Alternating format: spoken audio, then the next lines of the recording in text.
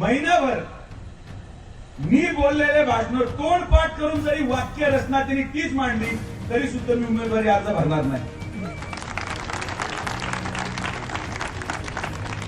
जेवढी अंग्रेजी मी बोलली, जेवढी हिंदी मी बोलली, तेवढ्या समोरच्या उमेदवारांनी मी तुम्हाला महिना देतो, पाठ करा, रात्रंदिवस पाठ करा आणि जर एकदम वाक्य रचना तशी केली अजून उमेदवारी भैया अर्ज भरायला 20 दिवस आहेत, मी काय अर्ज भरायला जाणार. आपण कशासाठी जातो दिल्लीला? तुझं फिरायला जायचंय, तुझं अक्षरधामला जायचंय, तुझं वैष्णोदेवीच्या दर्शनासाठी माझे स्टॉक घ्यायचा आहे. आपण का दिल्लीला गेलं पाहिजे?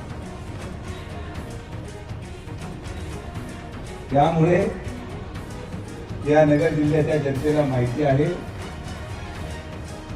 4 जूनला मी तुम्हाला खात्रीशीर सांगतो या महाराष्ट्रामधला एकच माणूस असा राहील ज्याचं डिपॉझिट जप्त होईल, ती अहिल्यानगरच्या लोकसभेच्या विरोधी उमेदवाराचं राहणार. मला काय फार टीका टिप्पणी करायची नाही, पण खासदार होताना